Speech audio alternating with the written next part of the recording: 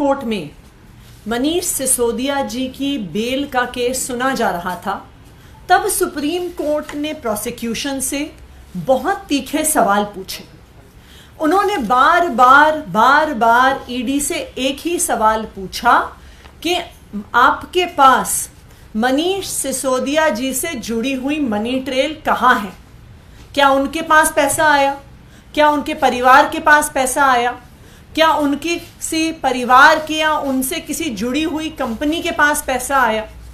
Supreme court ने बार बार पूछा कि अगर मनीष सिसोदिया के पास पैसा पहुंचता हुआ ईडी दिखा नहीं सकती है तो फिर मनी लॉन्ड्रिंग का सवाल कैसे पैदा होता है और पीएमएलए लगने का सवाल कैसे पैदा होता है? सुप्रीम कोर्ट ने यह भी सवाल पूछा कि जो सारी ईडी की प्रोसिक्यूशन का केस है वो सिर्फ और सिर्फ एक अप्रूवर दिनेश अरोड़ा की स्टेटमेंट्स के आधार पर है। इनफैक्ट जब हियरिंग चल रही थी तो सुप्रीम कोर्ट में यही कहा गया कि अप्रूवर तो अपनी जान बचाने के लिए कुछ भी कह सकता है, उसकी स्टेटमेंट पर कितना विश्वास किया जा सकता है। जो तीसरी चीज सुप्रीम कोर्ट ने उठाई, उन्होंने स्पष्ट तौर से बार बार ऑब्जर्व किया कि पॉलिसी मेकिंग कोर्ट के परव्यू में नहीं आती है। पॉलिसी मेकिंग में अगर लॉबिंग हुई भी तो लॉबिंग इलीगल नहीं है। जब तक क्विड प्रो क्वो इस्टैब्लिश नहीं होता कि पैसे एक व्यक्ति से दूसरे व्यक्ति के हाथ में गए और जिस व्यक्ति के हाथ में गए उसने उस ब्लैक के पैसे को वाइट करने की कोशिश की, यानी मनी की लॉन्ड्रिंग की कोशिश की, तब तक पीएमएलए लागू नहीं होगा, तब तक कोई गुनाह नहीं होगा। इन तीखी ऑब्जर्वेशंस के बावजूद आज कोर्ट ने एक विपरीत ऑर्डर दिया है। जो सारे मुद्दे कोर्ट ने बार बार खुद उठाए, आज ऑर्डर में सुप्रीम कोर्ट ने बेल मनीष सिसोदिया जी को नहीं दी है। इसलिए अब हम जो ऑर्डर सुप्रीम कोर्ट ने दिया है वो शायद अभी थोड़ी ही देर पहले अपलोड हुआ है सुप्रीम कोर्ट की वेबसाइट पे, उस ऑर्डर को हम स्टडी करेंगे। उस ऑर्डर में जो भी सारे कानूनी मुद्दे उठाए गए हैं उसको आम आदमी पार्टी, हमारे सारे वकील गहराई से देखेंगे और जो सारे लीगल ऑप्शंस हमारे पास अवेलेबल हैं उनके आधार पर हमारे नेक्स्ट स्टेप्स को डिसाइड किया जाएगा।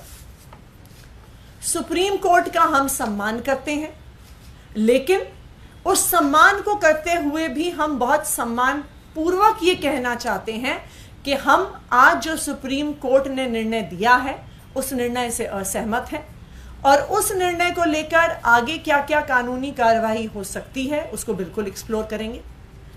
आम आदमी पार्टी एक ईमानदार पार्टी है।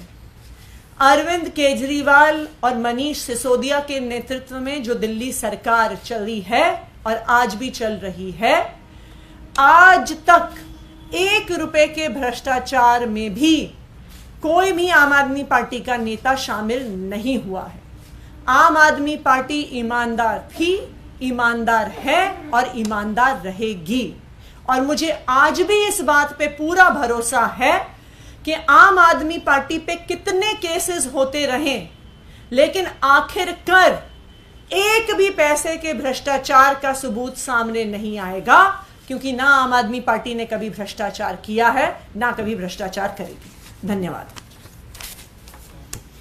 मैम, लेकिन 338 करोड़ रुपए का एक नया आंकड़ा अब देखने को मिल रहा है। आर्गुमेंट के दौरान 338 करोड़ का कोई रेफरेंस नहीं था, लेकिन कहीं ना कहीं लग रहा है उसी आधार पे बेल रिजेक्ट हुआ।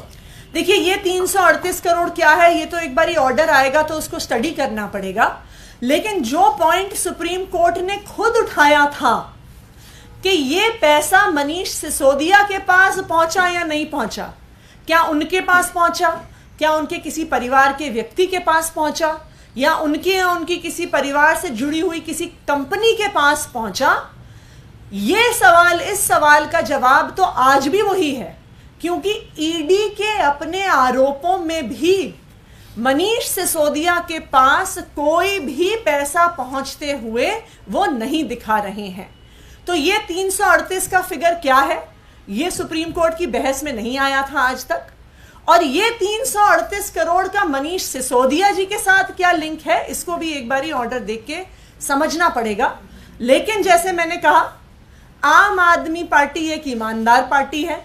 चाहे कितने भी आरोप ईडी, सीबीआई, दिल्ली पुलिस लगा ले, कोई भी सबूत साबित नहीं होगा, क्योंकि आम आदमी पार्टी ने ना आज तक 1 रुपए का भ्रष्टाचार किया है, ना करेगी। लेकिन देखिए, ये जो पूरा मामला है, इसमें आप पर आरोप लग रहे हैं। बीजेपी के जो सांसद हैं, वरिष्ठ नेता हैं, वो ये कह रहे हैं कि अब आपके शीर्ष नेतृत्व यानी कि मुख्यमंत्री की ओर इशारा कर रहे हैं कि उनकी भी जेल जाने की बात। देखिए, भारतीय जनता पार्टी ये चाहती है कि कोई उनका विरोध ना करे। भारतीय जनता पार्टी ये चाहती है कि कोई उनके ऊपर सवाल ना उठाए।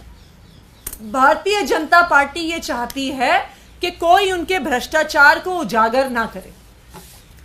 भारतीय जनता पार्टी ये चाहती है कि वो पिछले दरवाजों से चुनाव जीते, क्योंकि वो ईडी और सीबीआई का प्रयोग करते हुए अपने सभी विपक्षियों को खत्म कर दे। आज अगर आप देखिए, चाहे आम आदमी पार्टी हो, चाहे टीएमसी हो, चाहे कांग्रेस हो, चाहे डीएमके हो, जो कोई भी पार्टी भारतीय जनता पार्टी के विरोध में खड़ी है, उनके खिलाफ पूरे सरकारी तंत्र का ऊपर से नीचे तक प्रयोग किया जा रहा है। ये पूरा देश देख रहा है कि किस तरह से एजेंसीज का इस्तेमाल करके सभी विपक्ष की पार्टियों पे हमला करने की कोशिश की जा रही है। और अगर भारतीय जनता पार्टी के नेता ये आरोप लगा रहे हैं, ये ऐसी ही बात मीनाक्षी लेखी जी ने संसद में कही थी। जब संसद में दिल्ली सर्विसेज बिल पर बहस चल रही थी और विपक्ष के किसी नेता ने सवाल उठाया था, तो उन्होंने तो सदन में ही बोल दिया था कि अब आपकी ईडी में अरेस्ट होने की बारी है, अब आपकी जेल जाने की बारी है।